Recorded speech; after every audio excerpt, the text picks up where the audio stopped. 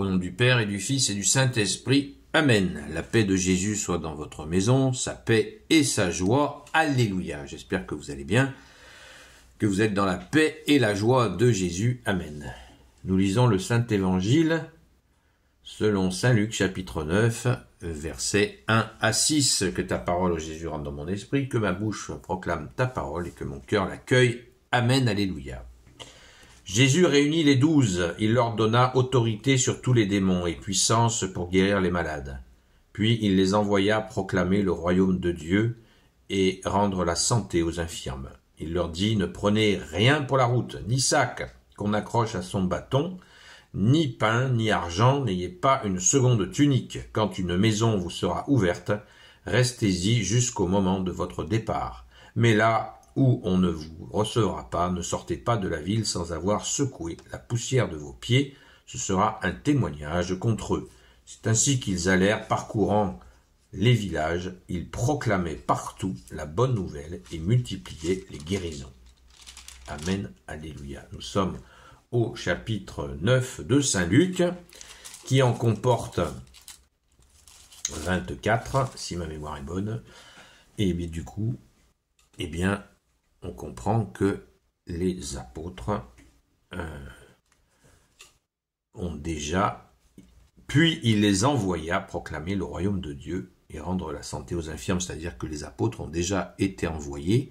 Jésus, vous voyez, c'est comme des apprentis à qui on fait faire un travail de plus en plus fort et de plus en plus technique. Eh bien, il les envoie. On est au chapitre 9, hein, on est avant la crucifixion. C'est fait. Donc les apôtres vont pouvoir, avec leur maître, notre seul maître Jésus, pouvoir commencer à faire le travail qu'ils vont faire quand Jésus partira à l'ascension, c'est-à-dire assurer la continuité de ce qu'a fait Jésus lui-même. Et là, ils seront plus en contact avec Jésus directement en chair et en os, mais avec lui bien sûr dans l'invisible et bien sûr avec la puissance de l'Esprit Saint que vous savez bien qu'ils ont reçu à la Sainte Pentecôte, sans oublier que bien sûr l'Esprit Saint était là, mais Jésus a dit la force d'en haut préparée par le Père à ce moment de la Pentecôte. Revenons à ce moment extraordinaire où les apôtres sont déjà envoyés. Apôtre veut dire celui qui est envoyé. C'est les 12. Les 12 l'ont fait. Donc, Judas y a participé. Et oui, c'était avant qu'il soit remplacé par Matthias. Donc, qu'est-ce on voit là, il leur dit, ne prenez rien pour la route, ni sac qu'on accroche à son bâton, ni pain, ni argent, ni pas une seconde tunique, quand une maison vous sera ouverte. Restez-y jusqu'au moment de votre départ. Jésus ne voulait pas qu'ils aillent de maison en maison. On est en Orient. Hein, les coucou, vas-y, viens chez moi, viens guérir surtout ma famille. Jésus veut pas de ça. Je pense que tout le monde l'aura bien compris. Et ni argent, ni bagage, une seule tunique, hein, ça veut dire qu'à un moment donné, elle ne doit pas sentir la rose, la tunique. Et que pour la laver, il faut la laver et attendre que ça sèche. Peut-être se faire prêter par quelqu'un un drap en attendant. Vous imaginez comme Jésus leur demande de s'en remettre totalement à lui dans leur apostolat, dans leur action d'apôtre, ils doivent s'en remettre jusqu'à la tunique.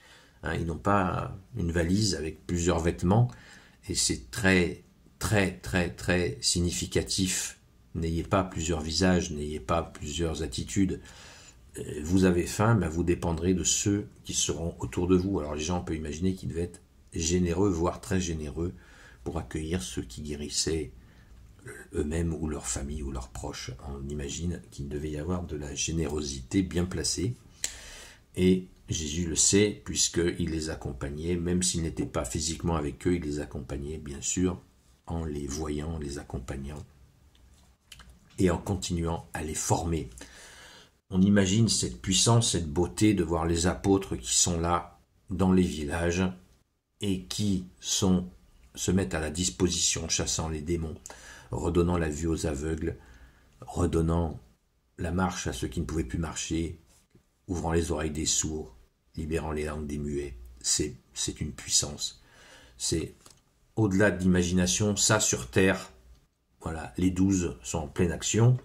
On l'imagine et je m'invite aussi à imaginer cela avec justement les préconisations de Jésus, sachant qu'il dit bien en premier, proclamer le royaume de Dieu. C'est toujours la phrase la plus dite dans l'évangile, c'est proclamer le royaume de Dieu, proclamer le paradis, proclamer que l'agenda gagnant, c'est de se mettre tout à fait dans la confiance en Jésus et en sa promesse de royaume des cieux. C'est ça le plus important, puisque c'est le chemin de l'âme, puisque nous laisserons le corps. Alors, il y a toujours Jésus prévoit les bons aspects, mais il y a aussi les difficultés. Excusez-moi. Mais là où on ne vous recevra pas, verset 5, ne sortez pas de la ville sans avoir secoué la poussière de vos pieds, ce sera un témoignage contre eux. Et oui, Jésus prévoit même cela. N'insistez pas. Si on ne veut pas de vous, n'insistez pas, laissez tomber. Et secouer la poussière, ça veut dire que dans une autre séquence d'évangile, Jésus leur dit, même, et dites-leur, même la poussière qui restait collée à nos pieds, on vous la laisse. Et oui, si vous n'avez pas voulu la grâce, tant pis pour vous. Voilà le message. C'est merveilleux. Si vous n'avez pas voulu la grâce, c'est tant pis pour vous. Et Jésus dit même dans une autre séquence d'évangile, il dit, mais rappelez-vous que vous avez été visités. Voyez la miséricorde, c'est extraordinaire. La fermeté et la miséricorde. Ah, vous voulez pas de nous? Ciao. Et rappelez-vous que vous avez été visités par Dieu lui-même, parce que ce sont tous des envoyés de Dieu que tu es, Jésus. Amen.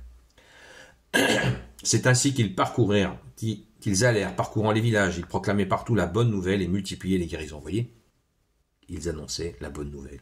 La bonne nouvelle. Évangile veut dire bonne nouvelle. Merci Jésus, alléluia. Quel bonheur d'imaginer tes saints apôtres dans ta gloire, Jésus. Pour ta gloire, ta seule gloire. Alléluia. Prenons-en de la graine sans se prendre, bien sûr, pour des apôtres, évidemment. Nous sommes à notre niveau et nous sommes pécheurs. Les apôtres se considèrent aussi comme pécheurs, mais ne nous inventons pas une mission en disant un matin en se levant, je suis un apôtre. Tout ça, c'est pas vrai. Vous voyez, tout ce qu'a engagé Jésus pour les préparer. Ça devrait nous mettre la puce à l'oreille. Merci Jésus. Alléluia. Gloire au Père, au Fils et au Saint-Esprit, maintenant et toujours et pour l'éternité. Amen. Ô Jésus, toi qui peux tout et qui porte tout, toi le Sauveur, toi l'Emmanuel, je te confie toutes celles et ceux qui regarderont cette vidéo, ainsi que leurs proches, selon ta seule volonté, ô Jésus. Sainte Marie, Reine des cieux, toi notre Mère. Saint Joseph, toi la terreur des démons. Sainte Marie-Madeleine, notre chère Sainte Patronne.